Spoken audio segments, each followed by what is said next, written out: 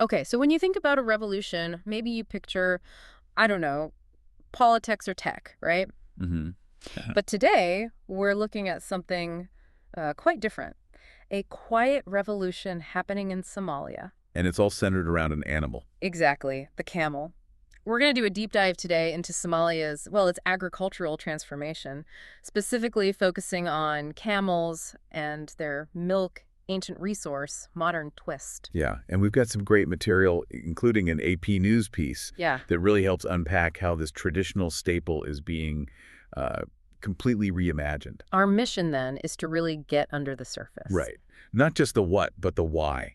Why does this matter? For nutrition, the economy, and for Somali culture itself, it's a fascinating intersection. Definitely. And to really get it, we have to start with camel's place in Somalia, historically speaking. Can you sort of set the scene there? Absolutely. I mean, for centuries, camels are just fundamental. They're the backbone of the whole pastoralist culture there. Backbone how? Well, they provide food, obviously milk, sometimes meat.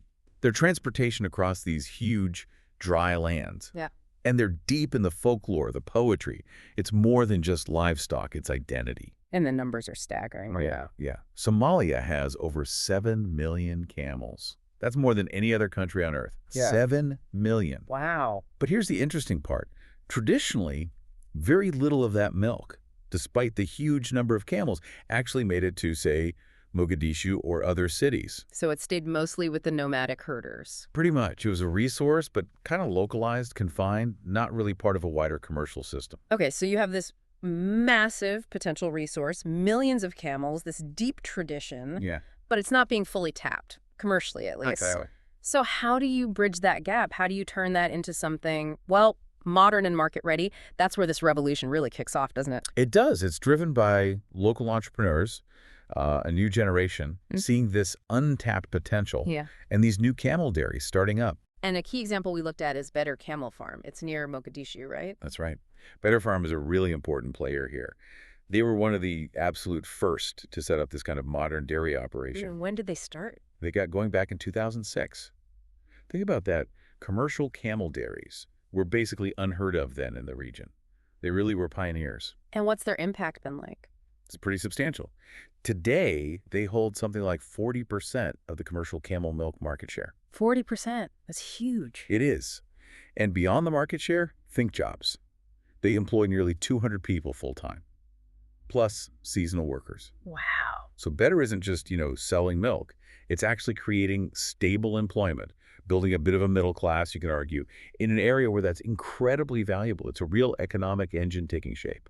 That's a really powerful point. So how are they doing it? How do they manage to blend this ancient practice with modern efficiency? We read about Dr. Abdirasak Mayerhashi, the manager there. Yeah, he's a veterinarian and the farm manager.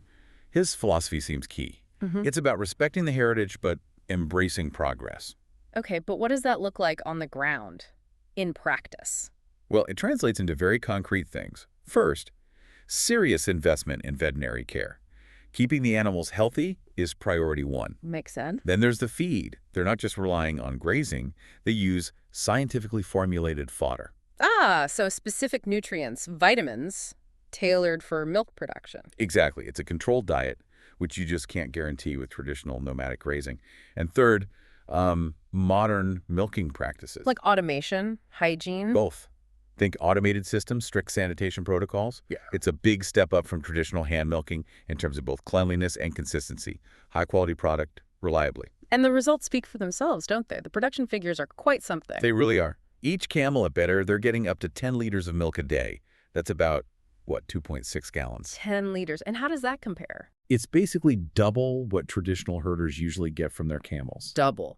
Okay, that's a genuine game changer for volume, isn't it? Absolutely. And this increase connects directly to the milk itself, which is, frankly, a nutritional powerhouse, sometimes overlooked. Right. Our sources mention a food engineer, Nelson Njuki Githu, and a nutritionist, Dr. Yahi Scholl, talking about this. What makes camel milk so special?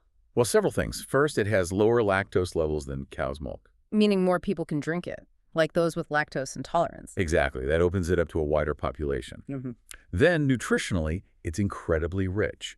Higher levels of certain vitamins, especially vitamin C, and minerals like iron and zinc, again, compared to cow's milk. Interesting. Vitamin C. Yeah, significantly more. Plus, it's got plenty of magnesium and calcium, good for bones. Vitamins B12 and D are in there too. And it also contains beneficial bacteria probiotics, good for gut health. So we're talking about a really nutrient-dense food here. And in a place like Somalia, where malnutrition can be a serious issue, this seems incredibly relevant. How does it help, particularly the yogurt? Well, that's just it. Camel milk yogurt becomes a really practical way to fill a nutritional gap, especially for kids maybe. Right. It delivers essential vitamins, minerals, protein in a form that's easily consumable and digestible for many. It's a direct boost to public health, potentially. And speaking of yogurt, Beder Farm didn't just stop at selling fresh milk. They took another big step, right? They did. They built Somalia's first factory, specifically for turning camel milk into yogurt. The first one. What's that like? It's a proper modern facility. Yeah. Fresh milk comes in, gets cultured in these big stainless steel vats, workers in white coats, hygiene protocols, the whole setup. And then packaged under the Beder brand? Yep.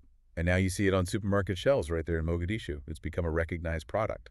That's quite a journey from traditional herding. So what's next? What's the bigger vision here beyond Mogadishu? Are they looking to scale this?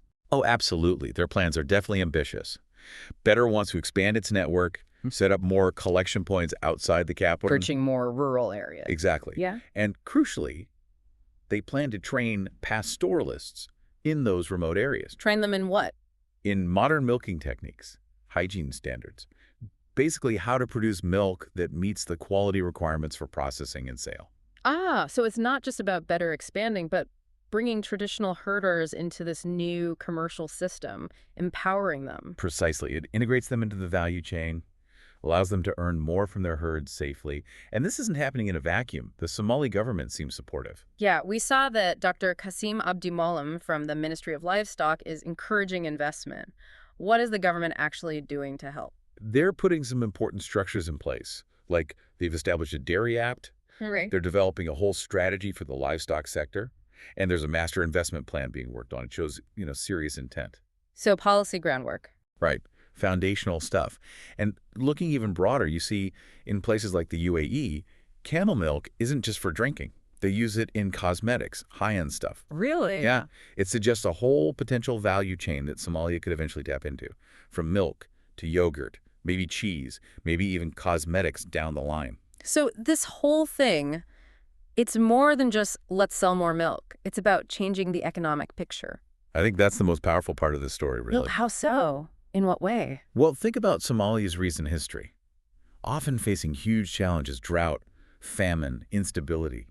This camel milk initiative, it represents genuine wealth creation from within. Generated locally. Exactly. Using a traditional resource, but applying modern business practices, creating jobs, building infrastructure. It's a story of resilience and, frankly, hope in places that desperately need those economic anchors. It shows how one solid business like Beder can actually start to transform a whole regional economy. It really can, building from the ground up. There was that line in the source material that stuck with me. From ancient caravans that crossed deserts to supermarket shelves stocked with yogurt. The Somali camel's journey continues, one cup at a time. Yeah, it captures it perfectly, doesn't it?